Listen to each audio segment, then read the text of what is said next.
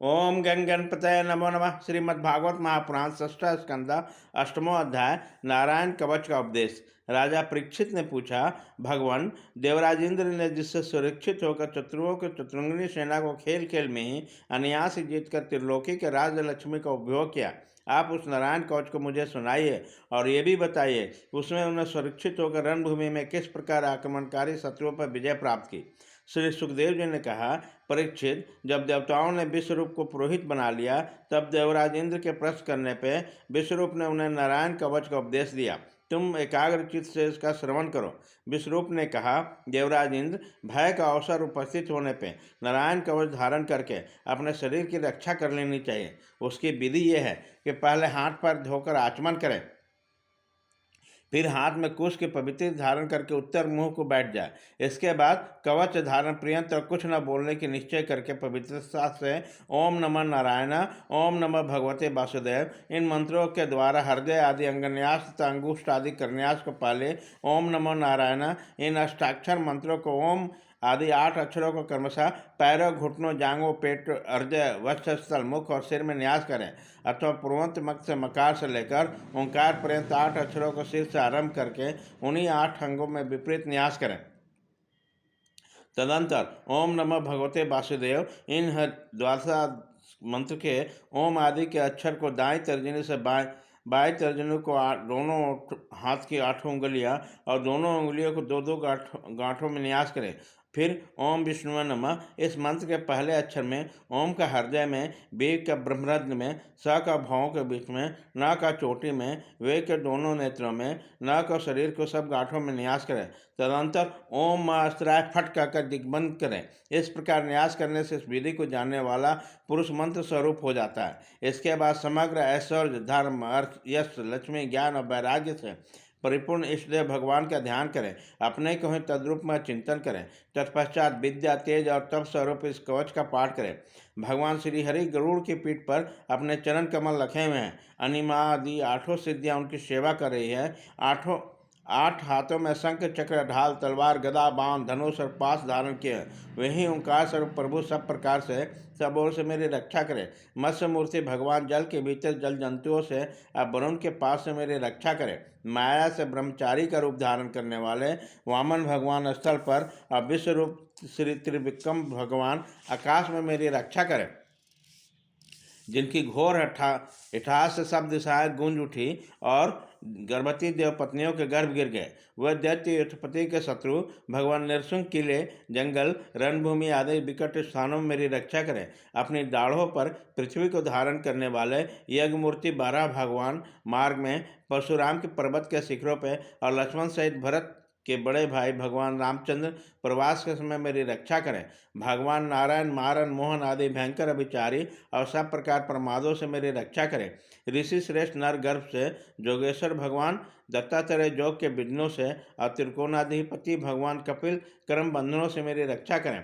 परमासी सनत कुमार कामदेव से हयग्रीव भगवान मार्ग में चलते हुए देवमूर्तियों को नमस्कार आदि न करने के अपराध से देवर्षि नारद से अपराधों और भगवान कच्छप सब प्रकार नरकों से मेरी रक्षा करें। भगवान धन्वंतरी कुपत्य से जितेंद्रिय भगवान ऋषभ देव सुख दुख आदि भयदायक धंधों से, यज्ञ भगवान लोकाप्याद बलराम जी मनुष्यकृत कष्टों से और श्री शेष जी क्रोधवश नामक सर्पों के गंध से मेरी रक्षा करें।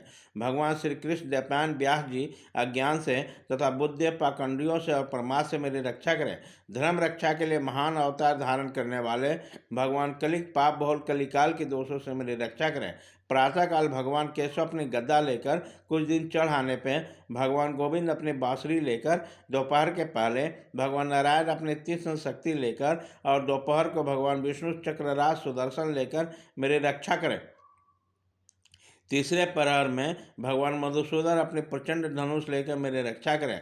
सायंकाल में ब्रह्मा आदि त्रिमूर्ति धारो माधव, सूर्यकाश के बाद ऋषिकेश अर्धरात्रि के पूर्व तथा अर्धरात्रि के समय अकेले भगवान पद्मनाभ मेरी रक्षा करें। रात्रि के पिछले प्रहर में श्री वत्सांत श्री हरि, उच्च काल में खड़गधारी भगवान जनार्दन, सूर्योदय से पूर्व श्री दामोदर और संपूर्ण संध्याओं में काल मूर्ति भगवान विश्वेश्वर मेरी रक्षा करें। सुदर्शन, आपका आकार चक्र रथ के पहिए की तरह है। आपके किनारे का भाग प्रलयकाली अग्नि के समान अत्यंत तीव्र है। आप भगवान की प्रेरणा से सब और घूमते रहते हैं। जैसे आग वायु की सहायता से सूखे घास फूस को जला डालती है, वैसे ही आप हमारी शत्रु सेना को शीघ्र ही शीघ्र जला डालिए। कौमुद की गदा आपसे छूटने वाले चिंगारियों का स्पर्श ब्रज के समान ऐसे हैं। आप भगवान के अजित की प्रिय हैं, मैं उनका सेवक हूँ, इसलिए आप कुष्मांड, विनायक, यज्ञ, राक्षस, भूत, प्रेत आदि ग्रहों का भी कुचल डालिए तथा मेरे शत्रुओं को चूर चूर कर दीजिए। सर्वश्रेष्ठ आप भगवान श्री कृष्ण के फूकने से भयंकर शब्द करके मेरे शत्रुओं का दिल दहला दीजिए एवं यातुदान, परमत, प्रेम, मातृका, पिचास आदि ब्रह्म राक्षस आदि भयानक प्राणियों को यहाँ से झटपट भगवा दीजिए। भगवान की प्यारी तलवार आपकी धार बहुत तीक्ष्ण है। आप भगवान की प्रेरणा से मेरे शत्रुओं को छिन्न भिन्न कर दीजिए। भगवान की प्यारी ढाल आप में सैकड़ों चंद्रकाल मंडल है। आप पाप दृष्टि पापात्मक शत्रुओं को आंखें बंद कर दीजिए और उन्हें सदा के लिए अंधा बना दीजिए। सूर्य आदि ग्रह, धूमकेतु, पुच्छल तारे आदि केतु, दुष्ट मनुष्य, सर्प आदि रेंगने वाले जंतु, दाढ़ी वाले हिंसक पशु, भूत प्रेत तथा पापी प्राणियों समेत जो भय है और जो हमारे मंगल के विरोधी हैं, वह सभी भगवान के नाम रूप आयुधों का कीर्तन करने वाला तत्काल नष्ट हो जाए। बृहद, रथंतर और सामेरीय स्तोत्रों से जिनकी स्तुति की जाती है, वे वेदमूत्री भगवान गरुड़ और भिक्षंजन जी अपने नामोच्चारण के प्रभाव से हमें सब प्रकार की विपत्तियों से बचाए। श्री हरि के नाम रूप वाहन व आयुध और श्रेष्ठ पार्षद हमारी बुद्धि, इंद्रिय, मन और प्राणों के सब प्रकार के आपत्तियों से बचाए। जितना भी कार्य अथवा कार्य स्वरूप जगत है, यही वास्तव में भगवान है। इस सत्य के प्रभाव से हमारे सारे उपद्रव नष्ट हो जाएं। जो लोग ब्रह्म और आत्मा की एकता अनुभव कर चुके हैं, उनकी दृष्टि में भगवान का समस्त विकल्पों भेदों से रहित है, फिर भी वे अपनी माया शक्ति के द्वारा भूषण, आयुध और रूप नामक शक्तियों का धारण करते हैं। यह बात निश्चित रूप से सत्य है। इस कारण से सर्वज्ञ सर्वव्यापक भगवान श्री हरि सदा सर्वत्र सब स्वरूपों से हमारी रक्षा करें, जो अपने भयंकर अट्ठास से सब लोगों के भय को भगा देते हैं और अपने तेज से सबका तेज ग्रस लेते हैं। वे भगवान नरसिंह दिशा विदिशा में नीचे ऊपर बाहर भीतर सब और हमारी रक्षा करें। देवराज इंद्र, मैंने तुम्हें ये नारायण कवच सुना दिया। इस कवच से तुम अपने आप को सुरक्षित कर लो, बस फिर तुम अनायास से सम दैत्य युद्धपतियों को जीत लोगे। इस नारायण कवच को धारण करने वाला पुरुष जिसको भी अपने नेत्रों से देख लेता है अथवा पैरों से छू लेता है, वो तत्काल समस्त भयों से मुक्त हो जाता है। जो इस वैष्णव विद्या को धारण कर लेता है, उसे राजा, डाकू, प्रेत, पिशाच आदि का बाधा आदि हिंसक जीव में कभी किसी प्रकार का भय नहीं रहता। देवराज, प्राचीन काल की बात है, एक कौशक गोत्री ब्राह्मण ने इस विद्या को धारण करके योग धारणा से अपने शरीर मरुभूमि में त्याग दिया। जहाँ उस ब्राह्मण का शरीर पड़ा था, उसके ऊपर एक दिन गंधर्वराज चित्ररथ अपने स्त्रियों के साथ विमान पर बैठ के निकले। वो हम आते ही नीचे की ओर सिर किए और विमान से आकाश से पृथ्वी पर गिर पड़े। इस घटना से उसके आश्चर्य की सीमा नहीं रही। जब उसने बालखिल मुनियों ने बताया कि ये नारायण कवच का धारण करने का प्रभाव है, तब उन्होंने ब्राह्मण देवताओं को हड्डियों को ले जाकर पूर्व वाहिनी सरस्वती नदी में प्रवाहित किया और फिर स्नान करके अपने लोक में गए।